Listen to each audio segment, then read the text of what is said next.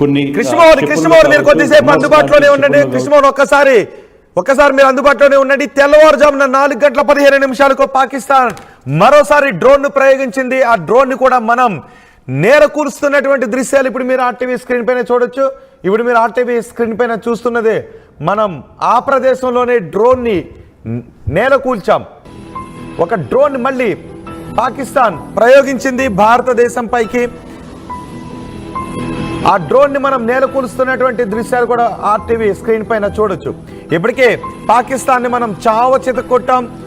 Operation Sindoor తో కేవలం పాకిస్తాన్ ఉగ్ర శిబిరాలను మాత్రమే మనం నాశనం చేస్తాం. ఎప్పుడైతే పాకిస్తాన్ తన సైన్యాన్ని భారతదేశం పైకి ఎయిర్ స్ట్రైక్స్ చేయడానికి ప్రయత్నం చేసిందో వాళ్ళ మిసైల్స్ నిర్వీర్యం చేశాం. పాకిస్తాన్ యుద్ధ విమానాలను కూడా మనం ధ్వంసం చేశాం. అంతేకాదు మనం ఈసారి ప్రయోగించిన మిసైల్స్ లో పాకిస్తాన్ ఇన్ఫ్రాను కూడా లక్ష్యంగా చేసుకొని ఇన్ఫ్రాస్ట్రక్చర్ ని ధ్వంసం చేశాం. పాకిస్తాన్ ఇన్ఫ్రాస్ట్రక్చర్ ని మనం ధ్వంసం చేయడంతో పాకిస్తాన్ ఎయిర్ షిప్స్ ధ్వంసమయ్యాయి. ఇప్పుడు మీరు ఆర్టీవీ స్క్రీన్ పైన చూస్తున్నది తెల్లవారుజామున 4 గంటలకు వాళ్ళు పంపించినటువంటి డ్రోన్ ని.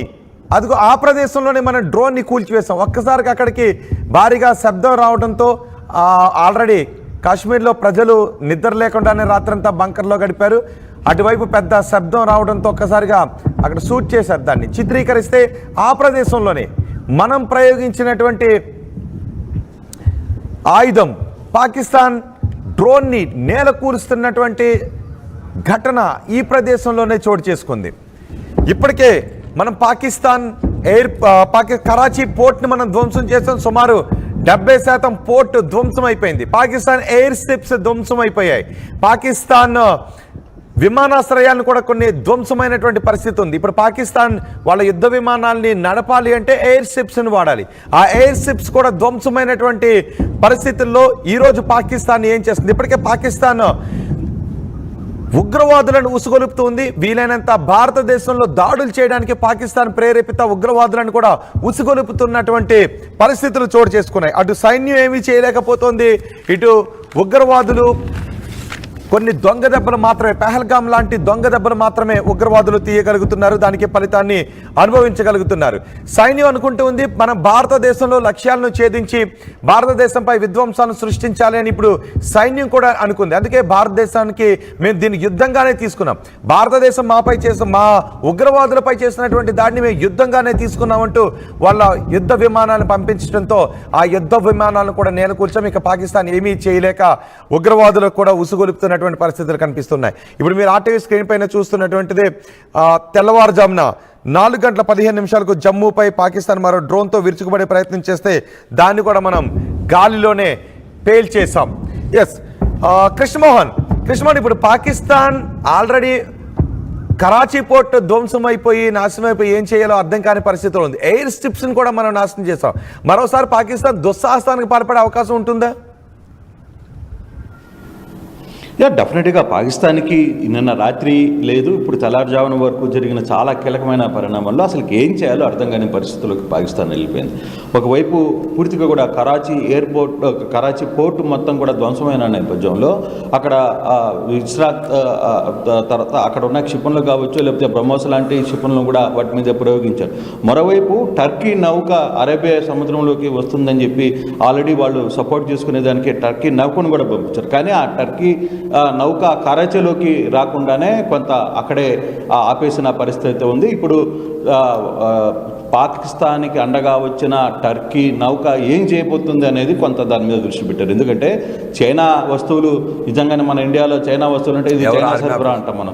సర్వసాధారణంగా ఎవరు ఏది ఉన్నా కూడా ఇవి కనపడితే ఇది చైనా సరఫరా అంట. నిజంగానే ఇప్పుడు JF-17 కావచ్చు, ఈ రెండు కూడా చైనా సరుకులని ప్రూవ్ అయినాయి. అలాగే అమెరికా ఇచ్చిన F-16 కూడా కూల్చేసిన పరిస్థితి. అంటే మన దగ్గర ఉన్న ఎయిర్ డిఫెన్సివ్ వ్యవస్థ అంత స్ట్రాంగ్గా ఉంది. అదే పాకిస్తాన్కి ఎయిర్ డిఫెన్సివ్ వ్యవస్థ HQ-9 కావచ్చు, HQ-16 కావచ్చు, ఈ రెండింటిని కూడా చైనా నుంచి కొన్నారు. వాటిని మొన్న పాకిస్తాన్ పైరేడ్లో పెద్ద ఎత్తున ఇవి శత్రు దేశాలకి చుక్కలు చూపిస్తాయి, ప్రధానంగా భారతదేశానికి చుక్కలు చూపిస్తాం ఈ రెండింటితో అని చెప్పి వాళ్ళు ఎయిర్ డిఫెన్స్ రిపబ్లిక్ డే రోజు వాళ్ళు చేసుకున్న పైరేడ్లో కూడా వాళ్ళు అవన్నీ చూపించారు. కానీ వాటిని ఒక్కరోజే నిన్న రాత్రే భారత సైన్యం పూర్తిగా కూడా కూల్చేసిన పరిస్థితి. అయితే ఇప్పుడు వైమానిక దళంగా లేకపోతే డిఫెన్స్ డ్రోన్స్ తరఫున ఈ రెండింటికి ప్రధానంగా ఒక యుద్ధంలో ప్రధానంగా వైమానిక దాడులు అనేది చాలా సీరియస్గా భావిస్తారు ఏ దేశమైనా సరే.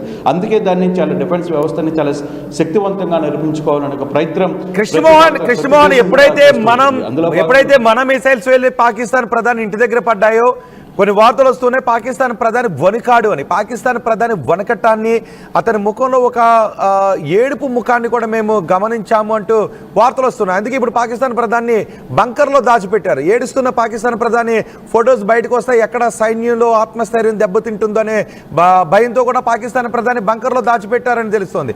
పాకిస్తాన్ ప్రధాని బంకర్లో దాచిపెట్టి మళ్ళీ ఉదయం 4:15 ఇంకొక డ్రోన్ పంపించారు. అట్లీస్ట్ ఆ డ్రోన్ అయినా టార్గెట్ హిట్ చేస్తే అది ప్రధానికి చెప్తే ఒకవేళ హ్యాపీ ఫీల్ అవుతాడేమో, ఒక నవ్వు ముఖం చూడొచ్చేమని. దాన్ని కూడా కూల్చేసేసరికి ఇప్పుడు పాకిస్తాన్ ఆర్మీ ఆత్మస్థైర్యం దెబ్బతింది.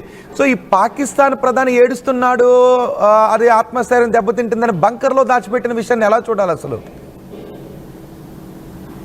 అంటే బేసిక్గా ఒక వార్ జరుగుతున్నప్పుడు కావచ్చు, ఒక యుద్ధం ఏ దేశంలో అయినా సరే ఒక యుద్ధం జరుగుతున్నప్పుడు ఆ దేశ ప్రధానంగా ముందుండి నడిపించే పరిస్థితి జరుగుతుంది. కానీ ఇప్పుడు పాకిస్తాన్కి రాత్రి మనం చూపించిన చుక్కలతో కేవలం అసలు ఇస్లామాబాద్లోని పాకిస్తాన్ ప్రధాని ఇంటి సమీపంలోనే బాంబు దాడులు జరగడంతో ఆయన ఒక్కసారిగా షాక్కు గురైన పరిస్థితి. అతన్ని హుటాహుటిన బంకర్లో తీసుకువెళ్ళి దాచిపెట్టాల్సిన పరిస్థితి. నిజంగానే పాకిస్తాన్ ప్రధాని బంకర్లో దాక్కున్నాడని పాకిస్తాన్ ప్రజలందరికీ అర్థమైపోయింది. ఇప్పటికే పాక్ సైన్యాధిపతి ఊరుదులు వెళ్ళిపోయాడని సమాచారం ఉంటే ఇప్పుడు పాక్ ప్రధాని బంకర్లో దాక్కున్నాడని చెప్పి పాకిస్తాన్ ఇంకా ఎవరు నిజానికి సేఫ్ ప్లేస్ కి తీసుకెళ్ళడం బంకర్లో దాచేటప్పటికి అంటే ప్రధాని అంటున్నాడు, నేను విన్నాను, నాకు వినపడింది శబ్దం, నేను చూశాను అని ఒక టెన్షన్లో ఉన్నాడంటే, ఏడుస్తున్నాడు అనేటువంటి ఒక సమాచారం కూడా వస్తుంది. ఇప్పటికే కొంతమంది సైనికులు ఉద్యోగాలను వదిలి వెళ్ళిపోయారు. 4,500 మంది వరకు. వాళ్ళకి అర్థమైంది మనం తప్పు చేస్తున్నామనే విషయాన్ని. ఇప్పటికీ ఉన్నటువంటి సైనికుల్లో కూడా ఇంకా ఉగ్రవాద లక్షణాలు ఉన్నటువంటి సైనికులే పాకిస్తాన్ మిలిటరీలో ఉన్నారు. ఇప్పుడు పాకిస్తాన్ ప్రధాని ఏడుస్తూ ఉంటే ఆ ఏడ్చేటటువంటి దృశ్యాలు బయటికి గమన వస్తే మిగిలినటువంటి సైనికుల్లో కూడా ఆత్మస్థైర్యం దెబ్బతింటుంది. ఒకవేళ ప్రపంచానికి వేరే సంకేతాలు వెళ్ళిపోతే బంకర్లో దాచిపెట్టేశారు. నిజానికి ప్రధానిని ముందుకు తీసుకొచ్చి ప్రధానితో జాతిని ఉద్దేశించి మాట్లాడాల్సినటువంటి ఈ సమయంలో ఏడుపుగా ఆపుకోలేకపోతున్న ప్రధానిని జాతికి చూపిస్తే వాళ్ళు ఏమైపోతారనే భయంతో బంకర్లో దాచిపెట్టారు. సో దాచిపెట్టి తెల్లవారుజాము 4:15 ఒక డ్రోన్ పంపించారు. ఎలా చూడాలి దాన్ని? అంటే బేసిక్గా ఈరోజు ప్రధాని రాత్రి ఏడ్చాడు. నిన్న ముందు రోజే పార్లమెంటులో సాక్షిగా అక్కడ వాళ్ళ ఎంపీనే, ఆయన కూడా ఎక్స్ ఆర్మీ నుంచి వచ్చి ఎంపీ అయ్యాడు. ఆ ఎంపీనే అసలు పూర్తిగా కన్నీళ్లు పెట్టుకోండి పార్లమెంట్లో, వాళ్ళ పాక్ పార్లమెంట్లో క్లియర్గా ఏడ్చేసి పాకిస్తాన్ని రక్షించాలి, ఆ దేవుడే రక్షించాలి, ఈ యుద్ధాన్ని మనం చేస్తున్నది ఎటువంటి పరిణామాలకు తీసుకుంటే తలుచుకుంటేనే ఏడుపు వస్తుంది, ఇక్కడున్న పాకిస్తాన్ ప్రజల్ని రేపు ఉదయాన్నే లేచి చూడగలమా అని ఆయన ముందుగానే ఏడ్చాడు. అంటే హీ నోస్ ఏం జరగబోతుంది అనేది, నిన్న రాత్రి ఏం జరగబోతుంది అనేది ఆయన ఉదయాన్నే పసిగట్టగలిగాడు. కారణం ఏంటంటే అతను ఆర్మీలో పనిచేశాడు, పాక్ ఆర్మీలో పనిచేశాడు, ఒక మేజర్ రోల్ స్థాయిలో పనిచేశాడు. ఆ వ్యక్తికి క్లియర్గా తన శక్తి ఏంటి, పాకిస్తాన్ దగ్గర ఉన్న యుద్ధానికి ఉన్న శక్తి ఏంటి, వాళ్ళకున్న మైనస్లు ఏంటి, వాళ్ళకున్న శక్తి ఏంటో పూర్తిగా కూడా అట్ ద సేమ్ టైం భారత దగ్గర ఎటువంటి శక్తి ఉంది, ఏం చేయగలదు భారత్ అనేది అతనికి తెలుసు. కాబట్టి క్లియర్గా పార్లమెంటు సాక్షిగా ఈరోజు పాకిస్తాన్ని రక్షించాలంటే ఒక అల్లానే తప్పితే ఇంకా ఎవరు రక్షించలేరు అని చెప్పి ఆయన కన్నీళ్లు పెట్టుకున్న పరిస్థితి మనం చూసాం. క్లియర్గా వీడియోస్తో కూడా వచ్చింది. ఇక ప్రధానమంత్రి అంటావా, ప్రధానమంత్రి రాత్రి బంకర్లో దాక్కున్నాడు అనే ఫోటోలు కానీ బయటకు వస్తే ఇక ఆర్మీ మొత్తం కూడా పాక్లో నుంచి ఆర్మీ మొత్తం కూడా ఎక్కడ సామాన్లు అక్కడ వదిలేసి వాళ్ళందరూ కూడా ఇండ్లకి పరుగులు తీయాల్సిన పరిస్థితి ఉంటుంది. కాకపోతే ఇక్కడ పాకిస్తాన్ని మనం ఒకటి అర్థం చేసుకోవాలి రోహిత్, పాకిస్తాన్ని నడుపుతుంది పాక్ సైన్యం కాదు, ఉగ్రవాద సంస్థలు నడుపుతున్నాయి. ఉగ్రవాద సంస్థలు అక్కడి నుంచి ఈ వ్యవహారాన్ని అంతా కూడా నడుపుతున్నాయి. కాబట్టి పాకిస్తాన్ ఆర్మీ చీఫ్లు కావద్దు, లేకపోతే పాకిస్తాన్ ప్రధాని నడపట్లేదు, పాకిస్తాన్ నిన్న రాత్రి కూడా ఈరోజు నేపాల్ కూడా క్లియర్గా పాకిస్తాన్కి ఒక హెచ్చరిక హెచ్చరిక జారీ చేసింది. మీరు మా గగనతలంలో నుంచి మీరు కానీ యుద్ధానికి చేస్తే మాత్రం మేము ఒప్పుకునేది లేదు, మీరు మా గగనతలంలోకి రాకూడదు అని చెప్పిన పరిస్థితి. రాత్రి కూడా పాకిస్తాన్లో పెద్ద ఎత్తున నిరసనలు జరిగాయి అనేది కూడా ఒక సమాచారం అవుతుంది. రాత్రి అర్ధరాత్రి పీటీఏ పార్టీ కార్యకర్తలు కూడా ఇస్లామాబాద్లో పెద్ద ఎత్తున కూడా అక్కడ ధర్నా చేశారు, నిరసనలు చేశారు. మాజీ ప్రధాని ఇమ్రాన్ ఖాన్ అంచనలు పెద్ద ఎత్తున నిరసనలు ర్యాలీ చేసిన పరిస్థితి ఉంది.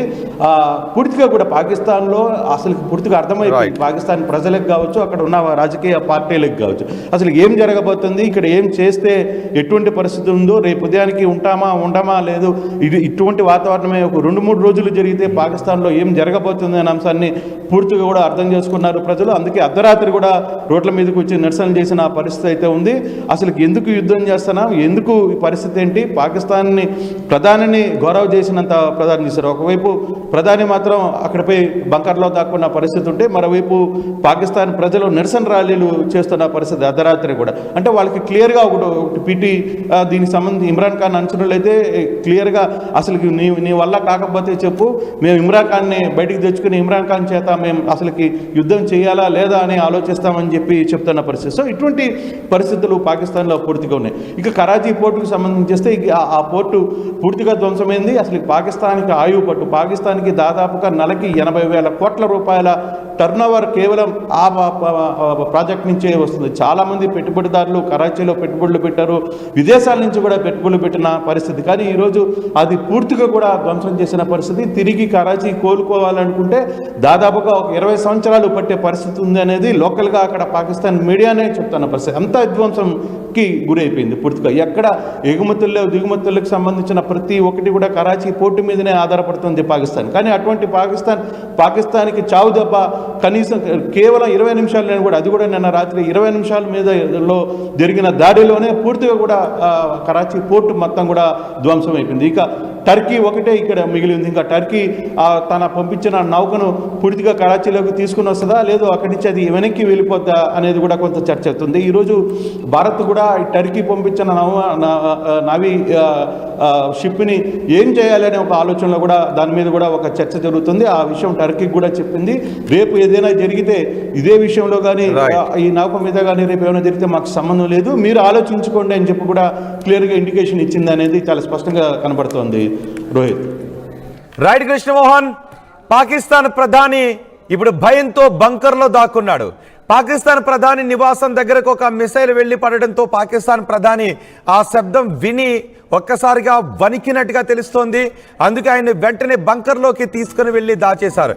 నిజానికి భారతదేశంపై యుద్ధానికి కాలు దువ్వినప్పుడు మేము చాలా నీతిమంతులం, మేము చాలా శక్తిమంతులం అని చెబుతూ ఉన్నప్పుడు పాకిస్తాన్ ప్రధాని బయటకు వచ్చి మాట్లాడాల్సినటువంటి పరిస్థితుల్లో పాకిస్తాన్ ప్రధాని భారతదేశం పంపించిన మిసైల్ శబ్దం విని ఒక అడుగు దూరం ఇటు పడి ఉంటే, 1 డిగ్రీ అటు ఇటు అయ్యి ఉంటే ఈ పాటికి నేను ఏమైపోయి ఉండేవాడిని అని పాకిస్తాన్ ప్రధాని భయంతో మాట్లాడుతూ ఉంటే, అతని మాటలు ఎక్కడ బయటకు వస్తే అది ప్రజల్లో వేరే సంకేతాలు వెళ్ళిపోతాయి, ఆత్మస్థైర్యం దెబ్బతింటుంది. ఇప్పటికే కొద్దో గొప్ప ఉన్నటువంటి ఆత్మస్థైర్యం దెబ్బతిన్నటువంటి సైనికులు చాలామంది పాకిస్తాన్ సైన్యం నుంచి వెళ్ళిపోయారు. ఇప్పుడు పాకిస్తాన్ ప్రధాని ఏడుస్తున్నాడు అనే దృశ్యాలు బయటకు వస్తే ఇంకా అది వేరే సంకేతాలు వెళ్ళిపోయే అవకాశం ఉంటుంది. ప్రజలు కూడా మరింత భయాందోళన చెందుతారు అనే వ్యక్తం చేస్తూ ఈ పాకిస్తాన్ ప్రధాని ఇప్పుడు బంకర్లోకి తీసుకువెళ్ళి దాచేశారు. పాకిస్తాన్ ప్రధాని ప్రస్తుతం బంకర్లో కాలం గడుపుతున్నాడు.